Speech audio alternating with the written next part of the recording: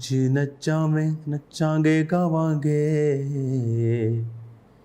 बादशाह जलाले साडे विच आया है। अपने हाथों को उठाओ, थैंक यू जीसस।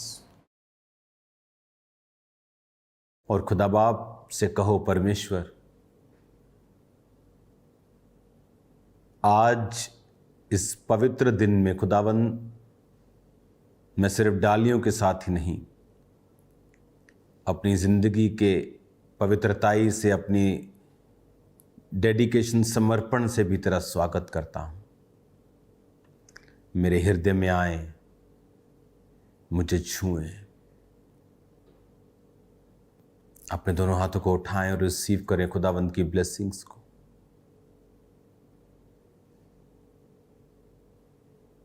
तुम आशीषित हो अंदर जाते वक्त,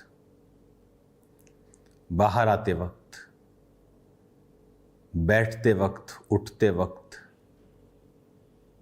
अपने बिजनेस में, अपनी जॉब में तुम्हारी जमा की हुई चीजें आशीषित हों। तुम्हारे सिर पर कभी तेल की कमी ना हो, कभी अभिषेक तुम्हारी जिंदगियों से कम ना हो। तुम्हारे वस्त्र सदा उजले रहें, पवित्रताई की तुम में कमी ना हो। यहोवा मेरा बादशाह, ओ करदा भला सदा, ओ करदा भला अपने लोकां दे नाल, ओ करदा भला अपने लोकां दे नाल, ओदा वखरा अंदाज सदा। यहोवा मेरा बादशाह, ओ करदा भला सदा। खुदा बाप तेरी भलाई के लिए तेरा शुक्र करते हैं। इन वचनों को सुनने से यह आशीषित और कभी भी सेम न रहे, प्रभु यीशु मसीह के पवित्र नाम में, आमीन, आमीन, आमीन।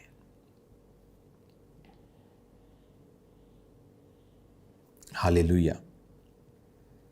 God bless you all. और मेरा ये वर्ड्स हैं आशीष के कि आज पाम संडे के दिन से खुदावन आपको बरकत दे और वो आपके रास्तों को साफ करे। आज जब मैं वर्ड आपको दे रहा हूं, मेरी प्रार्थना है मेरी स्पिरिट में कि आप इन मीटिंग्स को जब अटेंड कर रहे हैं, इन मीटिंग्स के बाद आप बहुत बड़े बदलाव को देखेंगे, चेंज को देखेंगे, बरकतों को अपनी लाइफ के ऊपर आता हुआ देखेंगे। मेरी प्रार्थना है कि आप फेवर को पाएंगे। इन मीटिंग्स में आप प्रभु के बड़े कामों को देखेंगे अपनी लाइफ में होते हुए।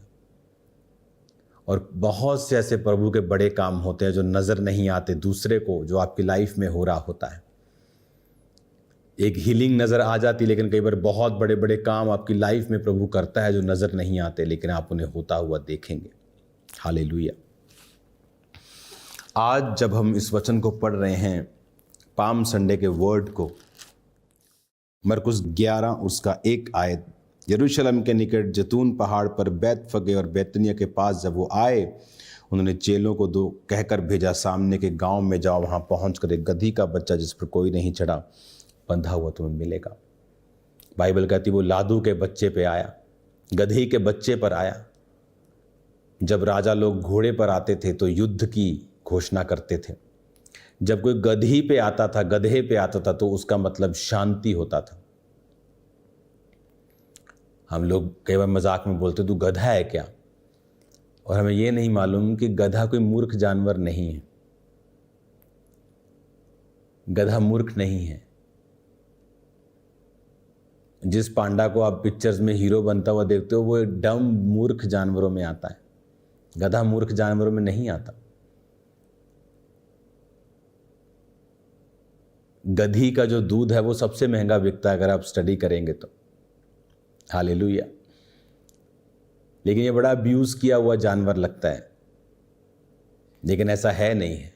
बाइबल कहती जब राजा लोग गधी पे आते थे तो इसका मतलब होता था कि ये शांति का लड़ने के लिए नहीं आए। तो परमेश्वर ने गधी के बच्चे को ही क्यों चुना?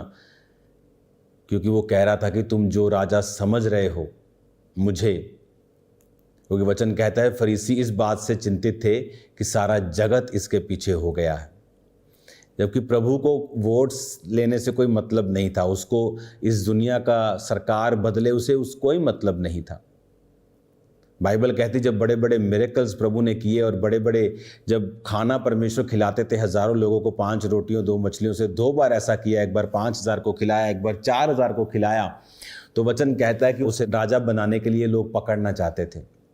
जब यीशु मसीह को मालूम होता था कि ये मुझे राजा बनाने के लिए पकड़ना चाहते हैं, क्योंकि उन्हें लगता था कि ये ऐसा जन है जो अपनी प्रजा को खाना दे सकता है, ये ऐसा जन है जो अपने प्रजा को चंगा कर सकता है, ये ऐसा जन है जो अपने प्रजा को खाने का इंतज़ाम कर सकता है, रोटी दे सकता है, ये अपने प्रजा को सुख दे सकता है, मुर्दे जिंदा कर सकता है।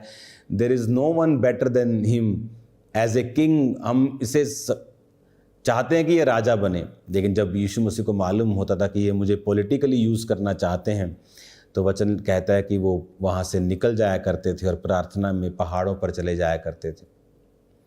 क्योंकि यीशु मसीह का राज, वो कहता मेरा पृथ्वी का नहीं, मेरा स्वर्ग का राज्य है।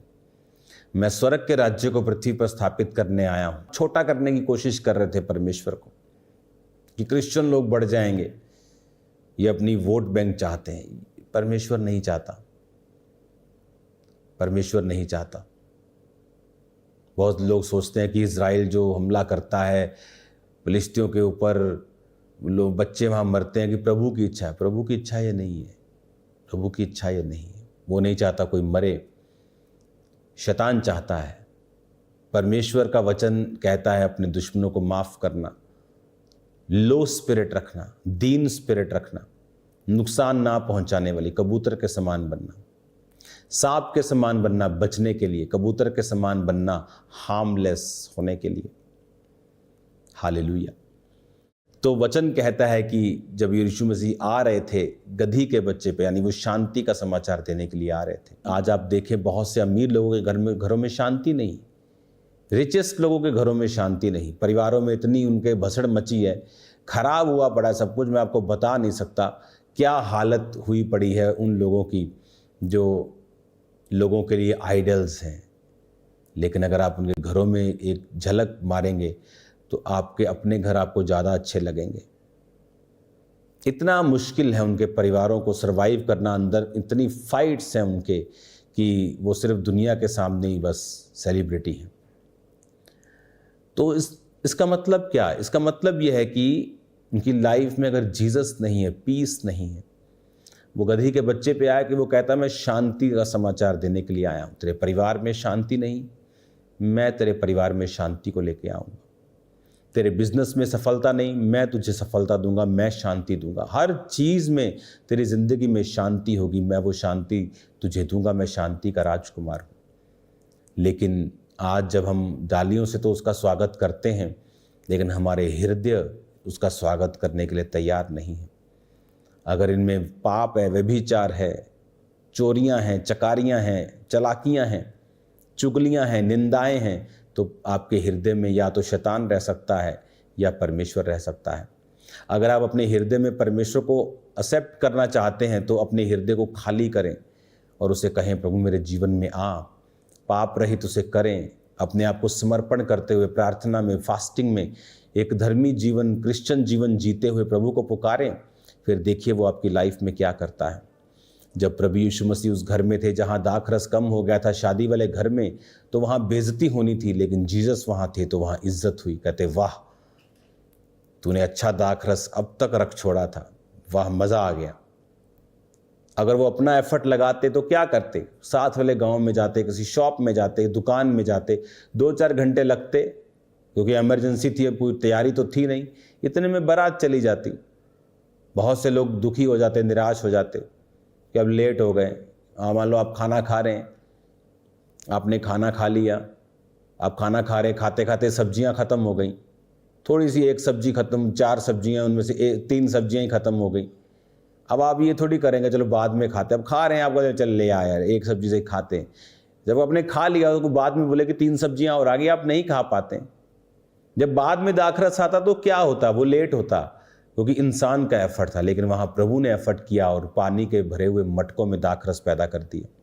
यही मैं कह रहा हूं, जब प्रभु यीशु आपके जीवन में होंगे तो वो प्लान करेंगे, मास्टर प्लानर है वो, मास्टर प्लान करेंगे वो आपकी लाइफ में। बड़े बड़े अच्छे अच्छे देशों में जाओ, प्लेन से आपको घर दिखेगा, जैसे किसी ने प्लेन से उसको एग्जीक्यूट किया होता है कि पूरा परफेक्ट, एक एक घर, एक फिर लाइन, ये सीधी सीधी। और कई देश ऐसे आप ऊपर से देखेंगे, नीचे देखेंगे, आपको लगेगा कचरा पड़ा हुआ है। आप प्लेन से नीचे देखेंगे, आपको लगेगा कचरा पड़ा हुआ है, इतना खराब लगेगा आपको। लेकिन कई देश आपको, आप प्लेन से देखेंगे, ऐसा लगेगा किसी ने जैसे बड़ी सीधी लाइनें मारी हुई हैं। तो परमेश्वर प्लानर है, वो आपकी लाइफ को सीधा करेगा। आप नहीं कर सकते, ना तो बल से, ना शक्ति से, बल्कि उसकी आत्मा के द्वारा। लेकिन जब आप प्रभु को अपना जीवन देते हैं, आपकी लाइफ में वो होता है। आपको नहीं मालूम कहाँ कब किस चीज़ की, उस मैरिज में जानबूझ के तो उन्होंने दाखरस कम नहीं किया होगा, मे बी कुछ गलती हो गई, मिस कैलकुलेशन हो गई। तो बहुत सी सिचुएशंस आपकी लाइफ में होती हैं, कई बार आप नहीं चाहते लेकिन आप उन सिचुएशन में फंस जाते हैं, कई फैमिली की वजह से, किसी की वजह से, किसी की मिस्टेक की वजह से। और वहां पर आपकी अपनी ताकत आपको नहीं निकाल सकती, कई बार आपको परमेश्वर निकालता है। लेकिन अगर वो आपके जीवन में हो ही ना, अगर उस घर में यीशु मसीह होते ही ना, अगर वो उस घर में उनको न्योता ही ना मिला होता, वो आते ही ना, तो जिस घर में वो थे ही नहीं, मिरेकल कैसे होता।